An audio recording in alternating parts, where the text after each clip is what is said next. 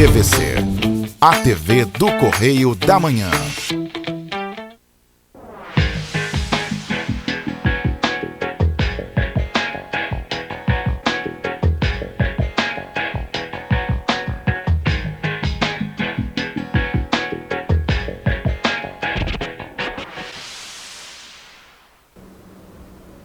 Olá, tudo bem? Sejam bem-vindos a mais um programa Abrindo o Jogo. Hoje, dia 4 de abril de 2022, nós temos a honra de entrevistar Ana Maria Hatz, advogada, ex-deputada federal, deputada constituinte. Ana Maria, seja muito bem-vinda ao programa Abrindo o Jogo. E é um prazer aqui a gente bater esse papo com toda a população petropolitana, quem nos segue também e assiste de Friburgo, Teresópolis, Partido Alferes, e assim, é muita satisfação poder conversar com você e a gente aqui conversar sobre políticas públicas. Muito obrigada, Fídias. Agradeço muito esse convite que você me fez, é um prazer e uma honra para mim estar aqui nessa emissora que está crescendo tanto, não só aqui no município de Petrópolis, mas em outros municípios, a divulgação que o Magna Vida está conseguindo dar à TV está sendo muito interessante para nós. E principalmente porque eu acho que ela tem assim um perfil de falar coisas sérias, né? Principalmente a questão política, a questão social. Eu acho que isso envolve um interesse muito grande por tudo aquilo que está acontecendo no momento na cidade de Petrópolis. E nós temos muita coisa para conversar, né? Exatamente. E esse comprometimento com a verdade, fazendo um trabalho com amor, teve o reconhecimento, sobretudo do governo estadual, onde a TV foi premiada pela cobertura no momento assim que Petrópolis passou, vem passando ainda pela dificuldade da tragédia, das chuvas que ocorreram no dia 15 de fevereiro. Mas ele conseguiu, eu acho que o que foi muito interessante é que ele conseguiu dar um imediatismo às notícias, entende? No momento em que as coisas, infelizmente, estavam acontecendo, o Magna Vida estava lá falando. Então, eu acho que isso deu uma credibilidade muito grande à TV. Foi muito interessante. Exatamente. E, sobretudo, nesses momentos, as informações em tempo real, toda a comunicação com a população, até mesmo para acalmar, levar uma informação, levar um acolhimento, demonstrar onde que eram os pontos de apoio, isso é essencial. Exatamente, porque no momento daquela tragédia que nós vivemos, eu acho que você transmitir as notícias com veracidade é uma coisa, né? E fazer sensacionalismo e aumentar a tragédia ou os acontecimentos no sentido de divulgar notícias, eu acho que não é honesto, não vale a pena e atrapalha cada vez mais o sentimento de solidariedade, mas de pertencimento que todo petropolitano tem e viveu naquele momento, né? Foi um negócio assim, a par da tragédia, Fídias, eu vi uma coisa edificante, não é? Quer dizer, a vontade de refazer, a vontade de recomeçar, a vontade de amar a cidade mesmo com todas as dificuldades, com todas as perdas, com a tragédia financeira pela qual nós ainda estamos vivendo. O petropolitano está ali, firme. Vamos refazer, vamos fazer, a cidade é nossa. Eu acho que isso é um sentimento extraordinário, que é exemplo para outras cidades que agora estão vivendo, não a tragédia que nós vivemos, mas alguma coisa bem, não é? Alguma coisa bem... E a gente vê essa mudança climática toda, que a gente conversava até antes do programa, é uma coisa que assusta, assola a todos, e a regiões que comumente não estavam habituadas a ter esse volume de chuva. Com certeza. Tratamos aqui da Baixada Fluminense, então para os moradores da Baixada, essas inundações que ocorreram em vários municípios, é uma coisa que assusta. Assusta, e eu acho, sabe, Fídias, que está na hora dos dirigentes, principalmente de Petrópolis, começarem a pensar que a gente tem que ter uma outra forma de política pública aqui em relação às chuvas. Não há mais como se fazer paliativo, sabe? Essa questão, por exemplo, passou a chuva, o céu está azul, aí você esquece, não esquece, mas você bota lá no teu cérebro, num compartimentozinho que você só acessa quando você quer. Então você fica achando que está tudo bem de novo e que não há mais perigo. Só que agora a gente sabe que o planeta, com essa questão toda do aquecimento global, mudou essa questão climática, né?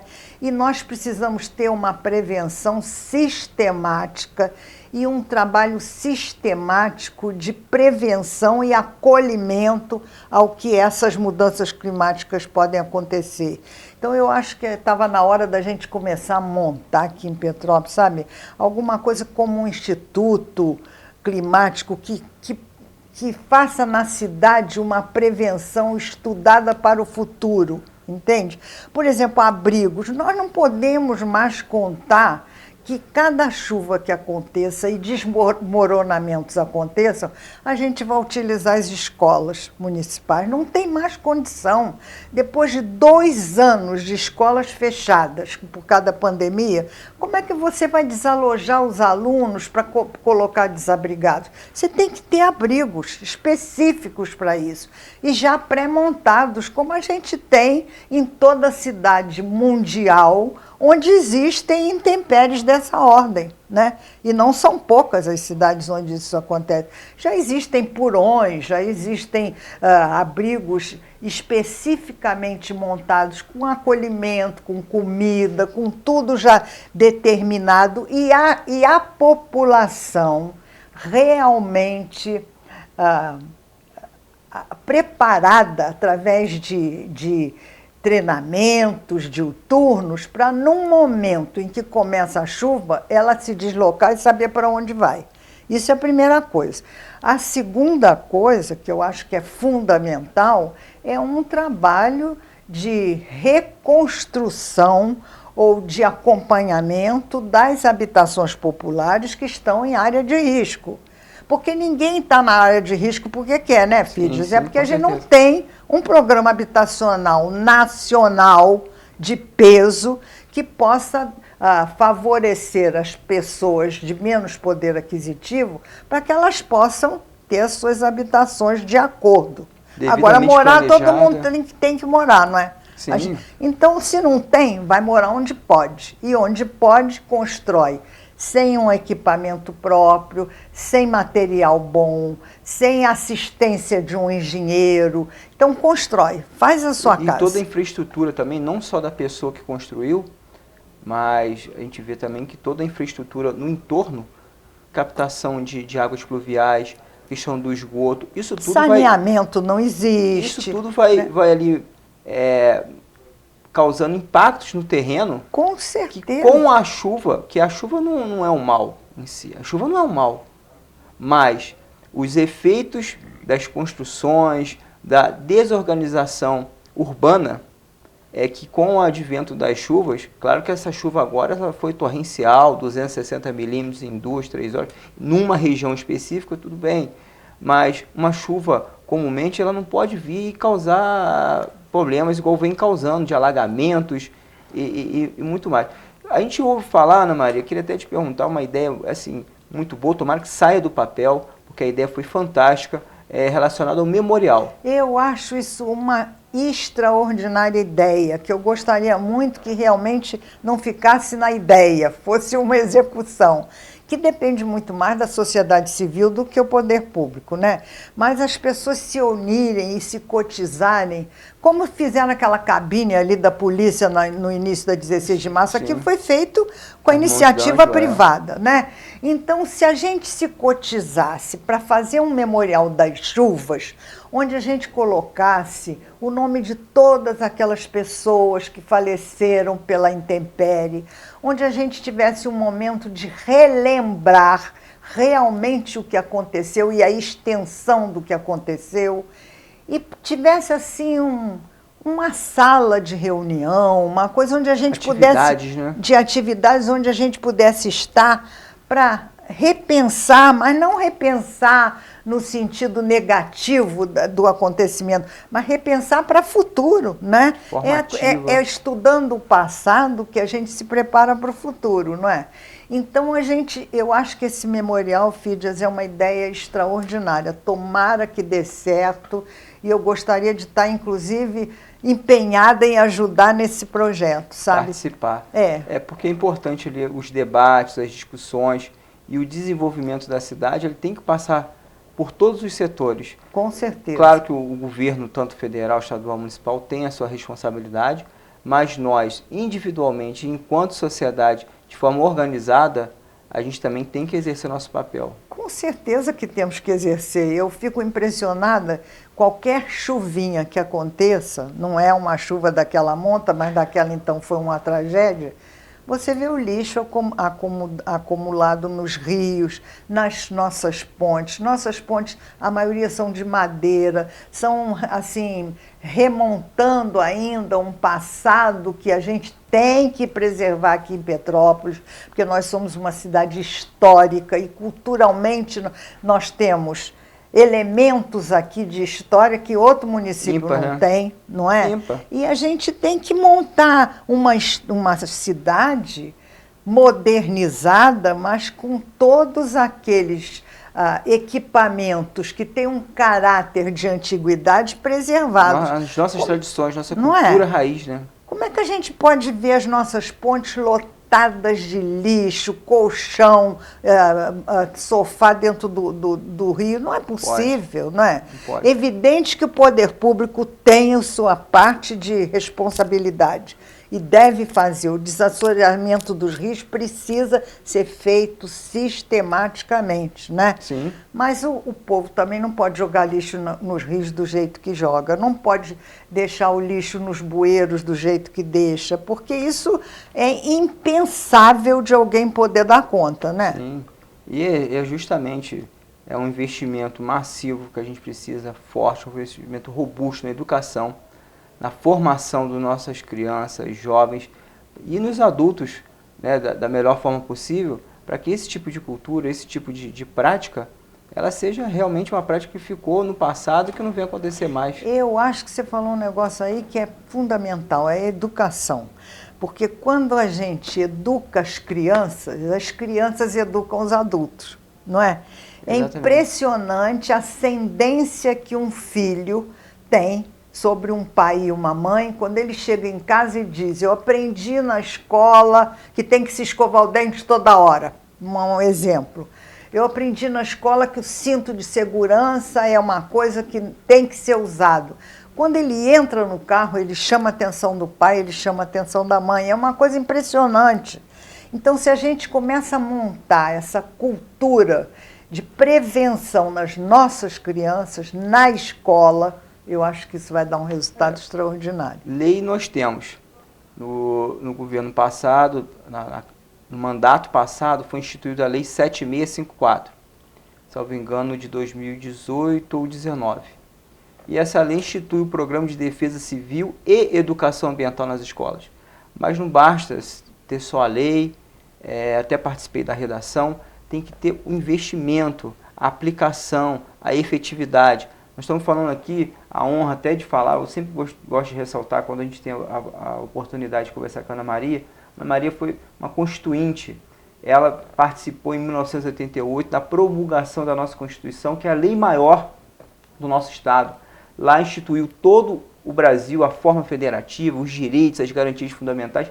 Então foi a primeira lei após a redemocratização, e dali surgiram todas as leis infraconstitucionais que devem obediência. Então, mas não adianta ter só a lei, tem que ter a aplicação. E a Constituição é um exemplo da lei maior que a gente tem e que ela é aplicada. Ela é viva e eficaz. Com certeza. E olha, graças a Deus nós tivemos nossa Constituição, porque senão o país agora estaria num caos geral. Institucional, né? Porque claro. a Constituição, assim, o telespectador que está nos assistindo, que não é da área jurídica, que não é política, que não está habituado com a Constituição, ela regra todos os direitos e garantias. Ela fundamenta tudo. Como o Estado vai funcionar, como as instituições. direitos nossos básicos, deveres também. A gente tem que falar dos deveres também. Claro, mas foi a única Constituição, Fídias, que começou com esse ordenamento jurídico diferenciado, colocando em primeiro lugar a figura do ser humano, do homem e da mulher. Dignidade da pessoa humana, Isso, né? depois as instituições, as outras todas não. Falavam primeiro das instituições e lá no fim, en passant, falavam dos direitos e garantias do homem e da mulher. Essa começa falando dos direitos e garantias do homem e da mulher. E o que acontece é que existem leis que estão só no papel, que pegam e outras que não pegam, né? Um exemplo claro, por exemplo, é a Lei Maria da Penha, que é oriunda de um dispositivo constitucional e que pegou. Hoje em dia, todo mundo sabe, né? Quando se fala em homem que bate em mulher ou que agride de qualquer forma, psicológica ou moral ou financeira, olha a Maria da Penha, né? Tome cuidado. Então é um negócio que pegou realmente. O que a gente tem que fazer com toda a legislação é isso. E é isso que eu gostaria que acontecesse aqui em Petrópolis em relação ao lixo, né? Em relação às habitações populares. As habitações também é um outro calcanhar de Aquiles, porque nossa topografia aqui é uma topografia diferenciada. Estamos em montanhas. Então, esse planejamento urbano nosso tem que ser bem depurado.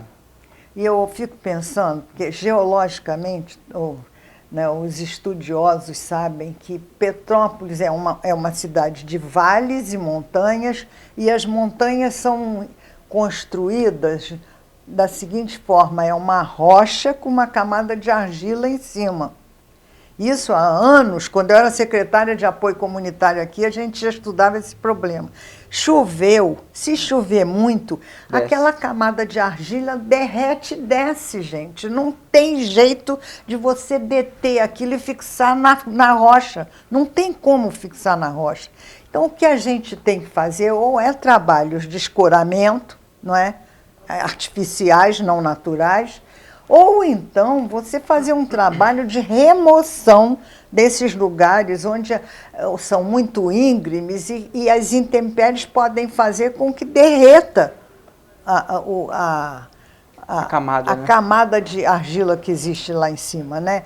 Então eu acho que agora até surgiu a coisa de alguns dias aqui, me parece que foi até um projeto do Yuri Moura, o vereador, de fazer um trabalho aqui na cidade de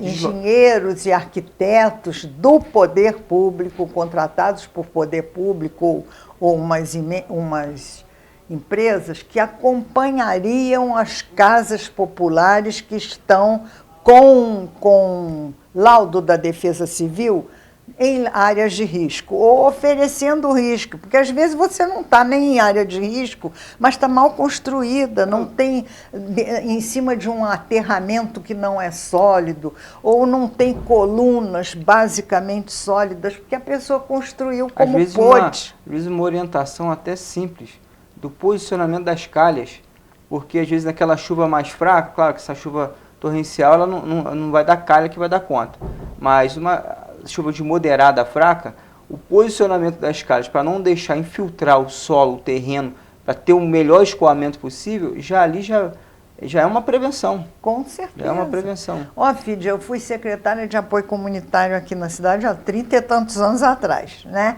Naquele tempo, nós já fizemos nessa secretaria um fundo habitacional que fazia esse trabalho, entendeu? Justamente até com os moradores da própria localidade e uma assessoria técnica de engenheiros e arquitetos, a gente fazia esse trabalho de doar o material e fazer com que as pessoas pudessem refazer as suas moradias com um mínimo de segurança e dentro das suas possibilidades. Eu acho que depois, é claro que a legislação mudou, existe hoje lei para tudo, mas é a tal história, a lei não pode ficar só no papel, ela tem que ter uma atividade prática, senão não vale nem a pena. A sensação que eu tenho, pelo menos, é que essas políticas públicas habitacionais, o investimento dela, ao longo do tempo, vem decrescendo. Por quê? Dou exemplo dos próprios BNHs, que já fazem um tempo. Eu sou nascido e criado ali no IAPI, do Alto da Serra, que até teve assim, a parte de trás, onde teve a mina, teve um deslizamento.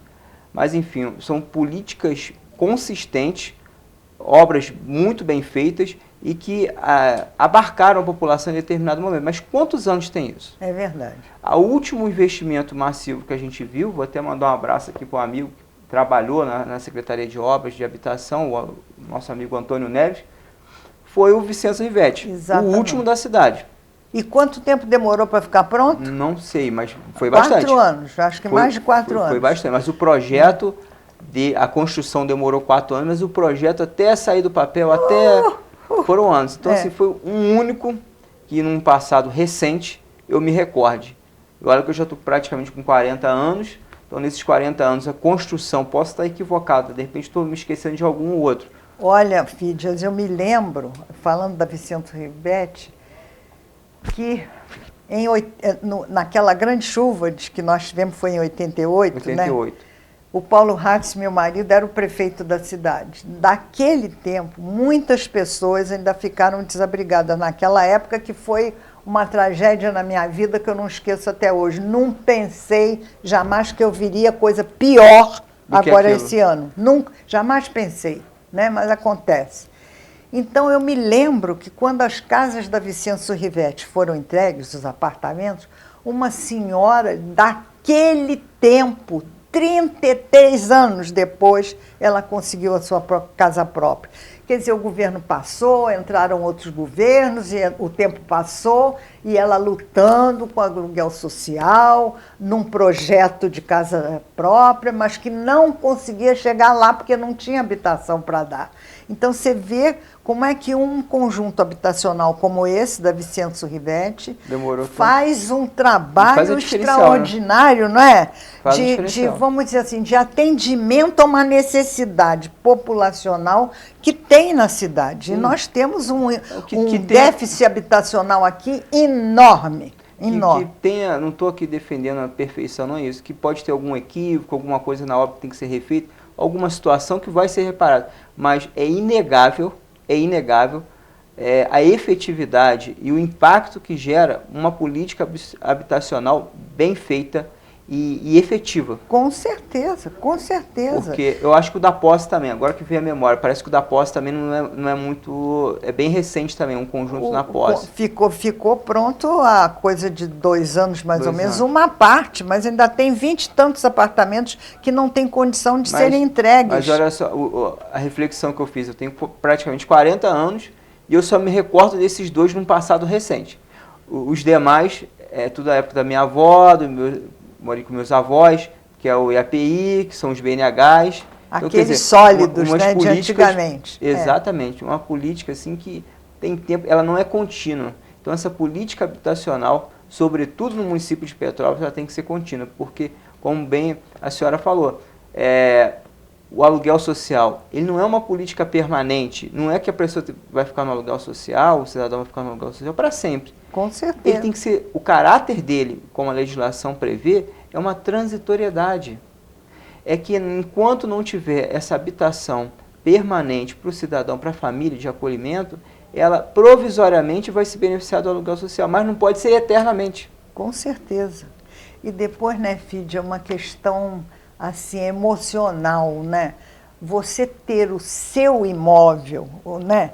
Que você deixe amanhã, de lar, não é, né? Casa. Que você deixe amanhã como uma propriedade que você pode deixar de herança para um parente seu, um filho, um neto. Quer dizer, isso dá uma sensação de pertencimento, de lar, de segurança, de né? Dignidade, né? Exatamente. Quer dizer, é uma questão de cidadania, gente. Você ter a sua casa própria.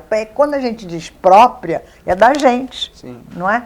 Então, quer dizer, isso é um anseio natural e que o governo tem obrigação de responder. Não é favor, não é favor. Eu acho que tem muita gente que pensa assim, agora vai dar para fins eleitoreiros. fim eleitoreiro é outra coisa, é dar tijolo em troca de voto, né? É outra coisa, é comprar o voto, isso é fim eleitoreiro. Agora, você fazer uma política pública que realmente atenda ao menos favorecido, isso é uma questão de cidadania. Exatamente, porque a pessoa tendo a família, tendo aquele imóvel como o seu, ela vai criar laços, não só ali os familiares dentro da casa, mas sobretudo no entorno, na comunidade, e esses laços assim de amizade, esses laços, esse envolvimento social, ele traz benefício a todos. Essa vida comunitária, né? Comunitária, entendeu? Um ajudando o outro, tendo realmente esse carinho, esse amor, essa compreensão um com o outro, de não ficar mudando, por exemplo, de repente com um aluguel social, de uma hora está num bairro, outra hora está num outro, isso também dificulta esse tipo de estreitamento. Exatamente. Da pessoa que, sobretudo, já sofreu de ter saído daquela raiz, daquele bairro que ela estava, que foi atingido, para não ficar também vagando, vamos dizer assim. E depois é uma situação assim humilhante, né? Por exemplo, essa relação que eu estou vendo agora das pessoas que ainda não conseguiram, através do aluguel social, as suas moradias. É humilhante. Parece que eles estão pedindo um favor, e eles não estão pedindo um favor. Eles estão exigindo um direito. Eles têm um direito. Não é?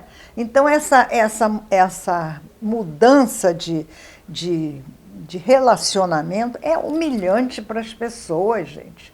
É uma coisa triste você ter que precisar do poder público dessa maneira quando você paga imposto e que não são baratos, né? Então, que tem que reverter em serviço. O imposto é para isso. Exatamente. Não é? Então, como é que a gente pode viver dessa maneira? Aqueles que podem e aqueles que não podem, porque todos pagam mais ou menos os impostos, e não tem a reversão em serviços. A saúde é deficitária, a educação é deficitária. Meu Deus do céu, eu não estou aqui para fazer lamúria, não, mas eu tenho que lembrar, porque nós estamos num ano eleitoral, como é que a gente vai votar. Não estou entrando na questão da escolha pessoal de ninguém, nem na questão partidária. Cada um escolha de acordo com a sua consciência. Mas lembrando que quando a gente escolhe um parlamentar, quer dizer, um deputado ou uma deputada, porque eu espero que o voto nas mulheres seja bastante grande nessas eleições, mas uma deputada ou um deputado federal, ou um senador, ou um deputado estadual, ou um vereador. E hoje a gente vai ter de presidente dessa vez. Não é? Né? Quando a gente escolhe um presidente da República, um governador ou um prefeito, a gente está dando uma procuração de confiança, não é, Fídias? Como a gente dá para um advogado para tratar de uma causa nossa na justiça, a gente passa uma procuração, assina para ele nos representar naquela causa. Quer dizer, é ele que vai falar com o juiz, é ele que vai nos defender, às vezes, ou até acusar no sentido do Ministério Público. Mas acontece o seguinte, se a gente não sabe a quem passa essa procuração, como é que ele vai nos representar? Vai nos representar de acordo com as possibilidades que ele tem. Muitas vezes os interesses são pessoais e não são nossos. Então a gente tem que saber para quem a gente dá essa procuração. E essa procuração é o voto, gente. Não tem outra maneira de você passar a ser representado por aquele que você escolheu. É o voto. Exatamente. Então procura saber em quem que você vai dar esse voto. Lê, não vai atrás de negócio de... Agora é internet, né? Sim, sim. Tudo é rede social. Então é muita mentira. A informação ela é essencial, levar essa informação à participação, e é um assunto muito importante e interessante. Nós vamos dar continuidade nesse assunto no segundo bloco. Eu espero vocês, passou muito rápido, Ana Maria. Eu falo demais, né, Fídio? Desculpa. Eu acho interessante, a gente fica aqui encantado de ouvir. Voltamos dentro de um minutinho. Aguarda aí, esperamos vocês. Um abraço.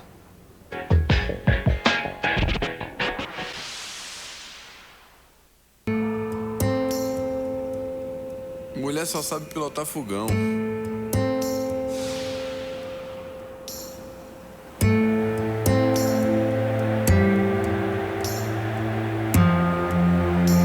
Desde quando a torcida respeita? Mulher na obra nunca dá certo, né?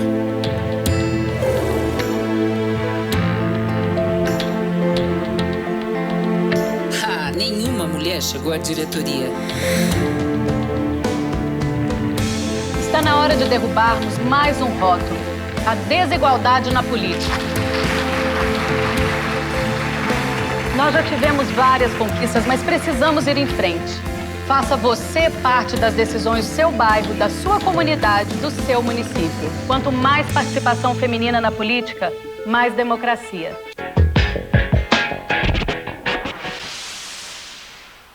Né? Olá, sejam bem-vindos ao segundo bloco do programa Abrindo o Jogo. Estamos hoje, para você que está chegando, com a advogada, ex-deputada federal, Ana Maria Hatz. Nós vamos dar continuidade aqui ao nosso bate-papo, continuar abrindo o jogo com o assunto relacionado às políticas públicas, as mais variadas. E nós conversamos muito no primeiro bloco sobre os acontecimentos aqui da cidade. Só que é muito importante a gente frisar, eu gostaria até de deixar aqui a pergunta, como fazer isso, ou se já existem, levar essa informação ao público relacionada à reconstrução da cidade, e como está ocorrendo esse incentivo, e se está ocorrendo esse incentivo. Fide, eu acho que nada vai ser, vamos dizer assim, respondido pelo poder público em relação ao prejuízo que a cidade teve. Nós tivemos um prejuízo de mais de 120 milhões, né, em prejuízos, vamos dizer assim, alocados no comércio, na indústria, no turismo e nos serviços públicos da cidade. Isso é uma coisa que vai ter que ser reconstruída e refeita aos pouquinhos. E o que me impressiona e o que me encanta é a resiliência das pessoas. Você vai na Rua do Imperador, você entra numa loja, você pula numa pessoa trocando o assoalho da loja e a loja está ali funcionando. Você vai num lugar e você vê as pessoas que são os atendentes da loja lavando a loja por dentro, com maior carinho, maior amor. Isso é uma coisa edificante. Mas não basta, né? Então a gente tem que ter realmente uma ajuda e uma resposta que não é uma ajuda de favor, é obrigação para o poder público, né? Então eu acho que essa lei do incentivo fiscal, da alíquota do ICMS, que esse deputado Vinícius Fará conseguiu, ele era secretário de Desenvolvimento Econômico do Estado do Rio de Janeiro, saiu agora porque vai se recandidatar a deputado federal, teve que se desincompatibilizar, mas ele deixou a lei que ele batalhou para que fosse aprovada, é uma lei do presidente da Assembleia Legislativa, né? Legislativa, o André Ceciliano. Eu estou dando os nomes porque eu acho que vale a pena, sabe? São coisas que marcaram a cidade, não é? Quando marca, a gente deve anunciar o que a pessoa fez. Não interessa, não estou fazendo propaganda para ninguém, estou dizendo um fato, né? Então, essa lei diminuiu em 18%, era a alíquota do ICMS, que as indústrias tinham que pagar para se instalar aqui em Petrópolis. Foi para 2%, diminuiu em 16% essa alíquota. Isso quer dizer, na prática, o quê? Que as pessoas vão ter que pagar muito menos impostos para se instalar aqui em Petrópolis. E isso foi estendido às empresas que já estão na cidade. Isso é para o desenvolvimento econômico da cidade, um bem que não tem tamanho e que se estende, evidentemente, para a seção de serviços, de prestação de serviços e para o comércio local, não é? Como se fosse uma cadeia, né? Claro. Impacta aqui a indústria, que o produto fica mais em conta, que ali o comerciante e chega na ponta. E também é uma cadeia tão complexa que a questão de emprego, chegando na ponta mais em conta, vende mais, cria mais empregos no comércio local, do comércio local são realizados mais pedidos, que se contrata mais e assim vai essa troca mútua. A cadeia produtiva gira com muito mais agilidade, né? Não é de um dia para a noite, diminuiu a alíquota hoje, amanhã já Petrópolis tem 1000 empregos. Não é assim que funciona. Mas provavelmente a gente vai ter, eu creio, que grandes indústrias vão vir se instalar em Petrópolis, as que já estão vão ter um fôlego, um gás maior, e vai refletir em todo o comércio local, na população, e chegar em cada um de nós. Com certeza. Isso deu, por exemplo, para Três Rios, quando esse deputado era prefeito lá, essa lei foi instalada lá, foi aprovada e entrou em execução. O desenvolvimento industrial da cidade de Três Rios foi extraordinário. Exatamente. A gente aqui, como vizinho, já sente isso lá. Então, trazer isso para cá é uma coisa que vai trazer um bem para a cidade extraordinário. Não, né? Foi pioneira, a lei foi pioneira em Três Rios e foi um divisor de águas na cidade. A gente viu na época grandes e grandes empresas se instalando e a modificação Que aconteceu. Transformação da cidade foi impressionante, Não é? impactante. E nós temos aqui, eu acho que um embriãozinho dessa lei, mas que não deu certo, é o polo industrial que foi criado na posse há uns 8 anos, mais ou menos atrás, mas que nunca vingou. Lá essa alíquota de 2% já estava implantada. Mas se não existe uma infraestrutura para que as empresas possam se instalar no local, também não funciona, né? Exatamente. E foi o que aconteceu lá. Foi uma lei, a tal lei que pega e a lei que não pega. Essa, na posse, não pegou. Não pegou porque não tinha infraestrutura. Agora, eu acho que com esse problema habitacional e, vamos dizer assim, das chuvas iminente, que nós temos agora, né? O ideal é que a cidade crescesse para os distritos, né? Exatamente. O desenvolvimento da cidade crescesse lá para o 5º distrito, que é a Posse, que é o meu distrito. Lugar que você tem muito carinho. Eu tenho muito carinho, porque eu morei lá há muitos anos, mas quer dizer, eu acho que a Posse tem tudo para chegar até a Posse, né? Porque antes era até São José do Rio Preto, que se separou de Petrópolis e virou município. Era o 6º distrito de Petrópolis, mas a Posse continua sendo o 5º. E nós temos terrenos para lá, mas é preciso que haja transporte e condições das empresas se instalarem, né? Quer dizer, mercado de trabalho para lá, infraestrutura que monte um mercado de trabalho que fixe as pessoas naquela área, né? Com uma cidade que tem uma parte rural como o Brejal, que precisa ser como o Caxambu, né? O Caxambu ficou isolado durante essas chuvas aqui. Isso a gente não pode esquecer, gente. Nós temos uma realidade aqui nos distritos que poderia atender perfeitamente todas essas nossas necessidades, né? Nós falamos aqui, frisamos muito a questão industrial, né?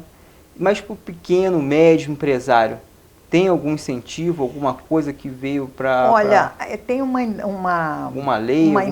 Tem uma empresa, a AG Rio, né, do estado do Rio de Janeiro, ela está fornecendo 80 milhões em estímulo, incentivo para o pequeno empresário através do CDL aqui. O CDL está fazendo um trabalho maravilhoso também de acompanhamento dessas necessidades, né, que a chuva propiciou aos comerciantes, que hoje a maioria são microempresários ou são pessoas que, através desse e-social, né, fazem a sua própria empresa, o seu próprio negócio, se viram como pode, como a gente costuma dizer muito tranquilamente, né? Hoje em dia a relação patrão-empregado é muito mais pessoal e às vezes é muito diminuída, porque as empresas são familiares ou às vezes é uma empresa de uma pessoa só, né? Mas estão se virando e estão saindo da crise depois de 2 anos de necessidades que nós passamos e depois dessa tragédia que nós vivemos. E o pequeno e o médio empresário, estatisticamente, no Brasil, é um dos que mais promovem emprego. Com certeza, e renda. Com certeza. Entendeu? A relação trabalhista hoje, né, eu acho até que a legislação tinha que mudar rapidamente, eu acho, porque essa relação trabalhista de vínculo empregatício, hoje é o que menos existe no papel, existe na prática. Exatamente, né? Exatamente. A carteira assinada, vamos dizer assim. Outra estatística também que saiu, que o número de processos trabalhistas em Petrópolis diminuiu bastante. Exatamente. Teve uma queda bem acentuada. Claro, teve a diminuição de postos de trabalho, mas proporcionalmente as idas à justiça, os ingressos, as ações ingressadas impetradas diminuíram muito. Pois é, porque eu acho que essa relação patrão-empregado também mudou, não é? Sim. Quando você trata a coisa com mais humanidade, né? Não fazendo do lucro a sua única finalidade num negócio, mas fazendo a produtividade, vamos dizer assim, o desenvolvimento econômico, o estímulo para que os outros que você possa trazer para trabalhar com você lucrem com essa sua possibilidade de crescimento, todos crescem junto e crescem muito melhor. Exatamente, e são pequenas, médias e até grandes ações que vão mudando, são todas elas acontecendo ao mesmo tempo. Dentre as pequenas ações, até cultural, você prestigiar o comércio local. Com certeza. Prestigiar aqui o colega, a cidade, os municípios que estão no entorno da região serrana, municípios muito produtivos, e situações assim, vamos dizer, de médio e grande porte, por exemplo, que eu chamo a atenção, que gostaria que você comentasse, a questão da ligação do Bing Quitandinha, por exemplo. Eu ia até me lembrar de falar isso com você. 80 anos que a gente está esperando essa ligação, gente. Não é possível. Isso é uma obra de santa ingrácia, como dizia minha avó, né? Não sai do papel. E nessa chuva, com essa vinda do governo estadual para cá, e eles deram uma assistência muito presente às chuvas aqui, não sei se efetivamente isso vai redundar em obra, mas que a presença aconteceu e as promessas foram enormes, aconteceu. E esse Max Lemos, era secretário de Obras e Desenvolvimento da cidade, do Estado, ele esteve aqui e prometeu que essa bendita ligação que o Petropolitano espera há 80 anos ia sair do papel. Em 20 dias. Ia começar a fase de testes, né? Já saiu, 20 dias já passaram há muito tempo, né? Nós já passou mais de um mês daquela chuva de 15 de fevereiro. E a obra não está ainda pronta. Parece que agora está em fase de asfaltamento e que o DER está dando uma justificativa de que não aprontou porque as chuvas impediram. Muito bem, vamos aceitar a justificativa, não é uma desculpa, é uma justificativa. E vamos esperar o resto, mas ainda falta a licitação para a contratação da empresa que vai fazer a sinalização do trecho em mão dupla que vai existir lá. E essa sinalização ainda não foi feita. Quando a gente fala ligação Bing Quitandinha, não é simplesmente ligar uma parte da cidade a outra. A gente está falando de duas regiões muito bem populosas, estratégicas em virtude da saída para Juiz de Fora e para o Rio de Janeiro e cidades vizinhas, que influencia completamente na economia da cidade. Então não é simplesmente, ligou um bairro ao outro, isso aqui. Não, é importantíssimo. Importantíssimo, importantíssimo para a questão viária, né? Do desenvolvimento do trânsito, da mobilidade urbana da cidade. Você não precisa sair de um bairro, vir pela cidade inteira, contornar toda a cidade para chegar no mesmo ponto que estão ali um do lado do outro praticamente. Um túnel divide as duas regiões. Não são mais do que bairros, o Quitandinha e o Bing. Eu considero como regiões da cidade. Fides, olha, eu gosto de lembrar, porque eu acho que eu tenho que fazer essa justiça, sabe, ao Paulo Ratz. Porque se o Paulo não tivesse feito no tempo que ele foi prefeito, isso lá se vão anos, né? O túnel extravasor, que até hoje só... Foi no governo dele. Foi no governo dele. E até hoje dá essa confusão. Eu me lembro que no último governo ele estava com um programa pronto para refazimento do túnel extravasor. Não deu tempo de executar e até hoje não se executou. Eu não sei para onde foi aquela verba, tem que dizer. E o túnel extravasor foi considerado, à época, uma obra assim, muito moderna. Pioneira. Como foi a duplicação da Barão do Rio Branco e da Rua Bingen. Você já imaginou? Nunca mais se fez nessa cidade duas obras que favoreceram a mobilidade urbana de impacto como foram essas duas. Eu tenho que falar isso, sabe? Até com muita tranquilidade, porque o Paulo já faleceu, então não estou fazendo propaganda política para ele, para ninguém, mas eu tenho que reconhecer a falta de visão, entende? Dos governantes que vieram depois, de não lançar para o futuro um projeto de vanguarda para a cidade. Porque você fazer o mesmice... na politicazinha a mesmice do dia a dia, quer dizer, viram síndicos de condomínio, tá certo. Mas mesmo um condomínio precisa ter obras impactantes. Eu não vejo aqui na cidade nada de impactante no sentido de uma política pública há muito tempo atrás. Não vejo. De se pensar no futuro e de deixar um legado. Exatamente. Por isso que eu estou falando, que essa parte de você começar a repensar essa questão climática com a questão ambiental da cidade é fundamental. Então, isso eu acho que é uma obra de uma pessoa que tem a vanguarda de pensar no amanhã e não só, vamos dizer assim, governar para o hoje, né? Como hoje. Você falou, as coisinhas. Só... Fica nessa política sistêmica de não dar continuidade nos bons projetos, de desconstrução, de não pensar o futuro. Não é isso que a gente quer, não é isso que a gente precisa. Eu fico pensando, por exemplo, aquela crise que houve no cemitério, né, e que está havendo ainda, né, falta de coveiros, falta de sepulturas, as pessoas tendo que sepultar os seus mortos depois da tragédia e não tem como, não ter aonde, brigando por essa questão do cemitério. Não tem um crematório até hoje em Petrópolis.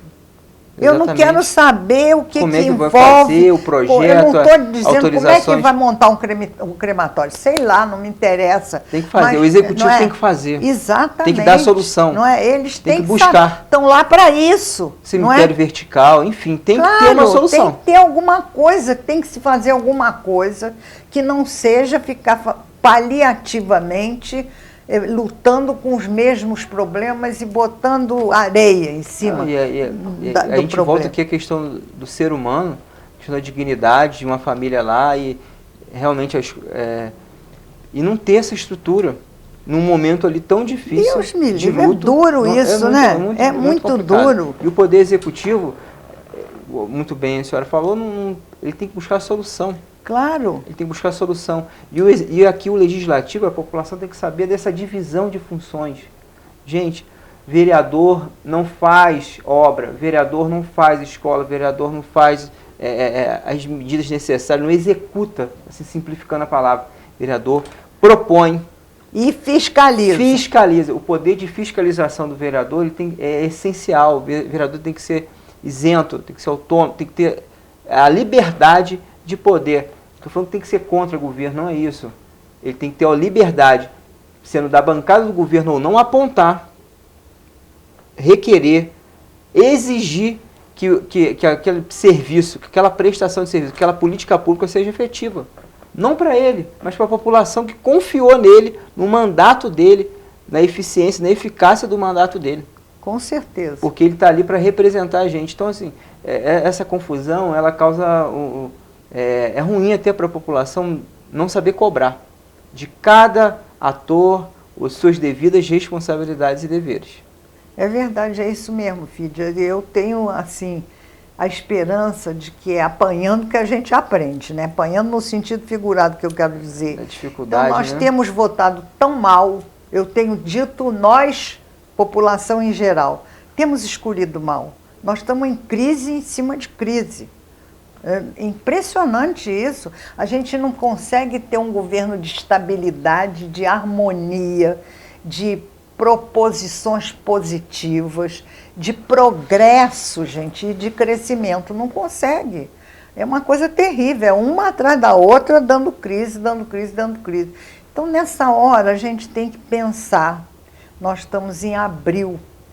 Em outubro nós vamos votar. Hein? 6 meses para escolher. Procurem não só ler fake news no celular, mas descobrir quem é, se é verdade, se não é verdade, se a pessoa realmente merece a minha confiança, a sua confiança, se vai trabalhar para um bem maior e não visando interesses pessoais. A classe política está tão desbaratada, tão depreciada, e a política é a única forma da gente construir alguma coisa ou destruir num país, gente. Não tem outra saída. Esse negócio de dizer eu não gosto de política, azar, porque você não está se interessando por aquilo que vai ser o seu futuro. Tem que gostar, ou pelo menos tem que se interessar, mesmo não gostando. Mesmo se não gostar, toma esse remédio e procura saber o que está acontecendo. Não é, filho? Participar, né? A participação. Isso, participação. A participação. E existem várias e várias formas de participar. Você trabalhou recentemente no Gabinete da Cidadania, promovendo ali ações para as mulheres, promoção de direitos para a sociedade em si. Então, a participação, a política ela é feita em todos os pontos, em várias formas de fazer política pública. Com certeza. Não é politicagem. Não. Existe essa diferença entre política pública e politicagem. Com certeza, e é bem nítida, né? É bem nítido. E eu acho que o eleitor sabe a diferença. Sabe a diferença. Quando ele troca o seu voto por um bem imediato, seja ele qual for, um emprego, um material de construção, uma obrinha na sua comunidade, ele sabe que ele está aderindo a uma politicagem, ele sabe disso. Ele faz conscientemente de que ele está utilizando o voto para atender uma necessidade pessoal. E a política não é pessoal, né, Fídias? Não é pessoal. Enquanto a gente vê como coisa pessoal, não vai dar certo, gente. Não. E o resultado a gente vê na prática e a gente sofre com o resultado. É inevitável. As consequências das nossas decisões, elas são presentes e atingem a todos. Com certeza. Atinge a todos. Maria, nós vamos caminhando aqui já para o finalzinho do programa. Passou muito rápido, muito agradável. Eu queria já de antemão te agradecer. Ô, Fídias, foi um prazer. Queria, assim, que de forma bem tranquila, você deixasse uma mensagem para quem nos assiste, seja pelo YouTube, Instagram ou pelo canal 16 e os outros canais nas outras cidades, além de Petrópolis. Uma mensagem de esperança, uma mensagem com toda a tua experiência, todo o teu legado, que a sua família, não só você, mas o Paulo, a sua família deixou para Petrópolis, deixa para Petrópolis, continua deixando para Petrópolis. É uma satisfação muito grande, um prazer que eu sempre falo, de ressaltar que nós temos uma petropolitana deputada federal constituinte, porque o deputado constituinte não deixa de ser de deputado na minha cabeça, porque ele criou ali a primeira lei fundamental para o nosso Estado de Direito. Então, assim, te agradecer e realmente colocar aqui à disposição, em nome do diretor-presidente aqui da TV, o Magna Vita, do meu irmão, o Dr. Fábio, que é o responsável aqui pelo programa, que eu estou momentaneamente cobrindo, já deixar à disposição para você vir outras vezes. Muito obrigada, eu fico muito agradecida por esse convite, porque, como eu falei no começo, eu sei que essa televisão está prestando um serviço de muito boa qualidade. Eu vejo a Beth, eu acompanho a Beth, o programa dela é um diálogo constante com as comunidades, com aqueles que precisam de uma voz e um canal para se explicar ou se manifestar. E essa televisão está prestando esse serviço. Eu agradeço muito a você, Fídias, por esse convite, a oportunidade de estar aqui. E, claro, estarei sempre à disposição, porque eu acho que a minha posição atual é a participação enquanto cidadã, procurando somar naquela minha experiência de vida, que já é muito grande na minha quilometragem rodada aí, mas somar com essa experiência para que as coisas aconteçam no presente e se desenvolvam e se programem para o futuro. Eu quero parabenizar todo o petropolitano, todo aquele que, de certa forma, foi atingido mais de perto ou mais de longe por essa tragédia terrível e que não perdeu as esperanças. Essa cidade é maravilhosa e é nossa. Esse sentimento de pertencimento e de responsabilidade, eu preciso fazer porque a cidade é minha. Eu preciso fazer porque este é o meu lar. Aqui eu moro. É a minha casa. Então a gente tem que dar um jeito de fazer dessa casa a melhor casa do mundo. Então é isso que eu deixo para vocês nesse momento, como assim uma mensagem de esperança, convocando os jovens de 16 anos a tirarem o seu título e votarem. Não dizerem que não gosto de política, que eu já ouvi de vários deles, não me interessa, porque isso é uma podridão, eles acham assim. Não, depende de vocês mudar isso, mas é a única maneira que a gente tem de refazer as coisas e fazer alguma coisa. Então, vão tirar o título, meninos e meninas de 16 anos, votem, escolham. Vocês leem na internet o dia inteiro, leiam aquilo que interessa nesse momento, saber em qual político vocês deverão dar a sua procuração de confiança, que é o voto. Muito obrigada a todos pela atenção, desculpe que eu falo muito. Não, fica à vontade, nós que te agradecemos, esse bate-papo aqui edificante, né, a palavra assim, que bem me marcou, e é isso. E é nessa edificação, é nessa reconstrução, é nessa harmonia e, sobretudo, Ana Maria, no amor que a gente tem que ter a si, ao próximo e a Deus. Acreditar que no futuro, acreditar no nosso presente, que a gente vai reconstruir a cidade, já estamos reconstruindo a cidade. Com certeza. Tá? No dia a dia, e acreditar sempre num futuro melhor. Eu tenho certeza que tudo que aconteceu vai deixaram já marcas, mas que essas marcas servirão para que no futuro a gente possa nos lembrar, mas lembrar com orgulho da força e resiliência que o povo petropolitano e toda a ajuda no entorno, o brasileiro, teve com Petrópolis. Então, muito obrigado, Ana Maria, muito obrigado a você que nos acompanhou, teve a paciência. Até o próximo Abrindo o Jogo. Até aqui o senhor nos ajudou, fiquem com Deus. Obrigado, Fídias, pelo seu convite. Fiquei muito honrada. Até o próximo. Até a próxima.